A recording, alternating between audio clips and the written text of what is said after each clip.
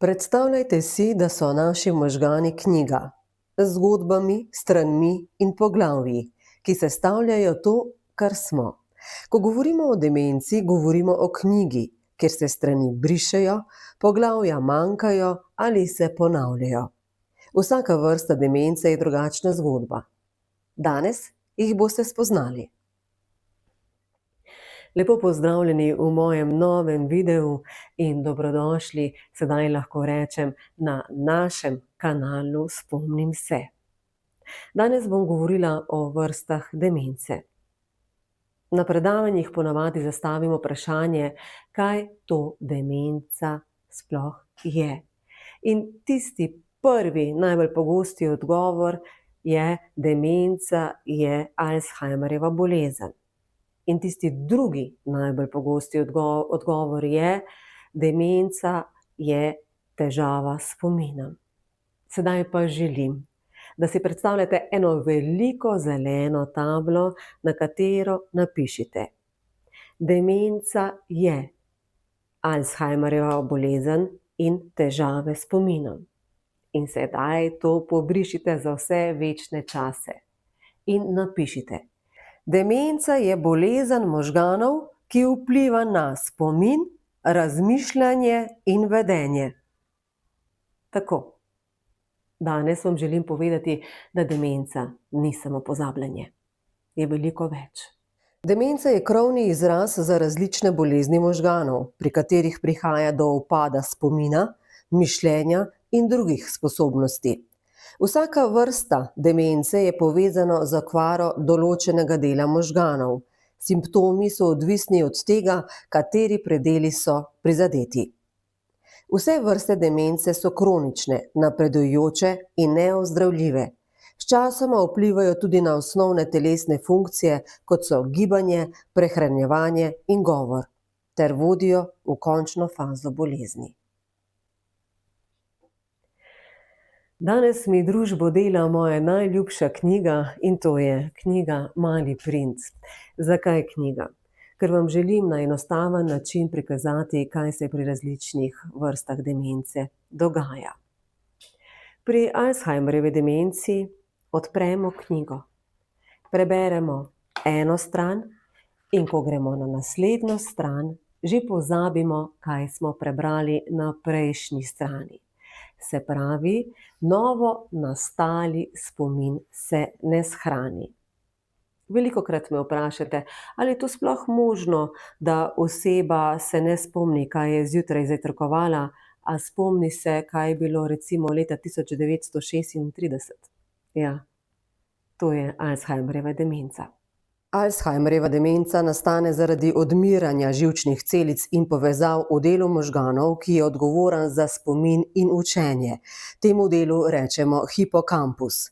In prav Alzheimerjeva demenca je tista, ki je najbolj pogosta. Vaskularna demenca se razvije zaradi motenj v prekrvavitvi možganov, na primer po možganski kapi ali po več mikroinfarktih, kar povzroči odmrtje določenih predelov možganskega tkiva. Pogosto se pojavi nenadoma in napreduje po stopnjah. Zgodba pri vaskularni demenci se bere drugače kot tista pri Alzheimerjevi.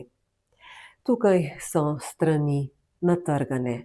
Vsako drugo poglavje manjka. Se pravi, spomin nam en dan služi in drug dan zataji. Najbrž poznate kakšen primer osebe, ki ima vaskularno demenco. Ko pride hči na obisk, jo mama prepozna in se ji nasmehne. In spet čez nekaj trenutkov se sprašuje, le kdo je ta prijazna deklica, ki je prišla samo zalit rože. In zopet čez 2 uri vas gleda in se vas zopet spomne. Demenca z Levijevimi telesci je posledica kopičenja nenormalnih beljakovinskih skupkov, tako imenovanih Levijevih telesc, v predelih možganov, ki nadzorujejo gibanje, spomin in zaznavanje.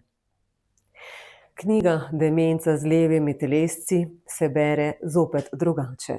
Zakaj? Tukaj se črke premikajo. Tukaj lahko slike tudi oživijo. Pogosto rečemo, da oseba halucinira oziroma da vidi stvari, ki v našem realnem svetu sploh ne obstajajo. Pogosto imajo osebe težave tudi s pozornostjo in pa z gibanjem. Če damo en primer, mož je ponoči videl kače, ki so bile po sobi. Naslednji dan se več tega ni spomnil in niti ni več govoril o tem. Če imate nekoga, ki vidi stvari, ki ne obstajajo, jih nikar ne prepričujte, da jih ni, ker v njihovi realnosti so. Frontotemporalna demenca prizadene predvsem čelni in senčni del možganov, zato vpliva na vedenje, čustva in govor. Ljudje se lahko začnejo nenavadno obnašati, izgubijo sočutje ali govorijo neprimerno. Spomin pa je na začetku pogosto še dober. Začne se lahko že pred 65 letom, zato je včasih dolgo ne prepoznamo kot demenco. V zgodbi frontotemporalne demence pa manjkajo navodila obnašanja. Zgodba ni več povezana z družbenimi normami. Oseba, ki ima frontotemporalno demenco, se včasih vede impulzivno. Rečemo, da nima zavor. Recimo, moj mož je zelo vljuden gospod, ampak zadnjič je prodajalki rekel, da je nespodobna. Pri kosilu je mama začela jemati hrano z mojega krožnika kar z rokami. Pa ne zato, ker bi bila lačna, ampak zato, ker enostavno nima več zavor. Mešana demenca pomeni, da so v možganih hkrati prisotne spremembe, značilne za več vrst demence, najpogosteje Alzheimerjeve in vaskularne demence. To se zgodi, ko se začnejo kopičiti beljakovinske obloge, ki so značilne za Alzheimerjevo bolezen, hkrati pa pride do motenj v prekrvavitvi možganov, kar je značilno za vaskularno demenco. Zaradi tega so simptomi pogosto bolj raznoliki. Poleg pozabljivosti se lahko pojavijo tudi težave z govorom, ravnotežjem ali razpoloženjem. To je knjiga, ki ima poškodovanih več strani naenkrat. Tukaj so lahko dnevna nihanja. Enkrat so simptomi iz ene bolezni, drugič so simptomi iz druge bolezni. Recimo mama se je danes spomnila vseh imen, ni pa znala odkleniti vrat, ker ni vedela, čemu služi ključ. En dan je dobro, drug dan je pa jezna, pa brez vzroka. Veliko ljudi misli, da je demenca vedno povezana z Alzheimerjevo boleznijo, a to ne drži.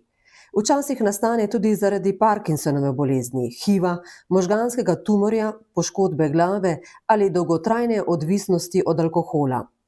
Temu pravimo sekundarne oblike demence, ker je vzrok znan in lahko vpliva na potek bolezni. Oseba začne težje razmišljati, pozablja, spremeni se lahko vedenje ali čustvovanje.